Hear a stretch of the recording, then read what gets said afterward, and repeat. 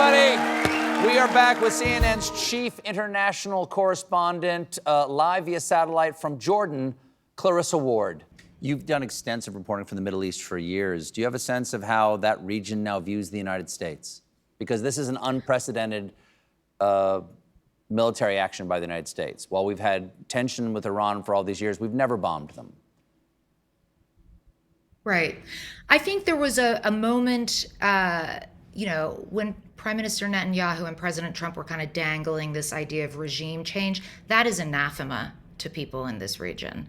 They remember the invasion of Iraq. They remember the hundreds of thousands of people and the wave of terror and sectarianism and chaos that was unleashed as a result of that. So absolutely, that's abhorrent for people to hear in this region. But honestly, Iran is not the big issue right now in this region with America. Gaza is what is tearing people apart, is what is fueling hatred. I cannot even tell you, every day people come up to me, Stephen, and they say, are they not seeing what we're seeing? Are they not seeing this moonscape? Are they not seeing tens of thousands killed, children starved, the largest cohort of child amputees in the history of modern warfare? Are they not seeing this?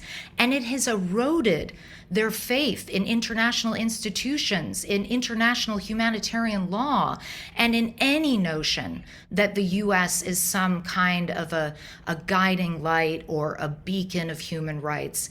And that really is a far more animating issue to most people in the Middle East right now than this latest issue, a round of hostilities with Iran. I assume not simply because the United States is not living up to its principles of human rights, but because we're overtly supporting the Israeli military and giving them the equipment they need to carry out this military action in Gaza.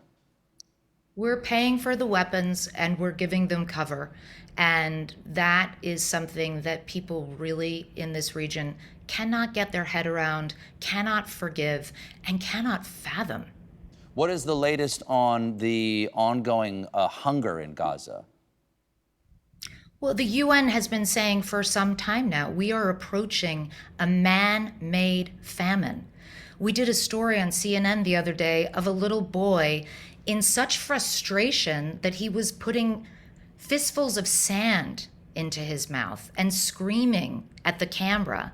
We are talking about hundreds of people being mowed down, making the 8-hour hike to try to get food from these aid distributions. We've crossed the Rubicon here. And that's not my opinion. That is a statement of fact based on everything I am seeing every single day. And the one hope that people have right now is that maybe now, on the back of this ceasefire, maybe now that Prime Minister Netanyahu has kind of flexed his muscles to the more right-wing members or the far right of his cabinet, maybe now there is a space to have a ceasefire in Gaza, to get those hostages home. And by the way, the families of those hostages as well were out imploring Israel's leadership just yesterday, saying, please, don't just make this a ceasefire for Israel and Iran, include Gaza in it. And we heard President Trump today too saying he's hopeful, there's a chance, and in the next few days we'll see if there really will be some possibility of a ceasefire in Gaza. Clarissa, thanks so much for joining us. I hope you can get some sleep after being awake for 13 days now. CNN Chief International Correspondent Clarissa Ward, everybody. We'll be right back with Michael C. Hall. Thanks so much, Clarissa.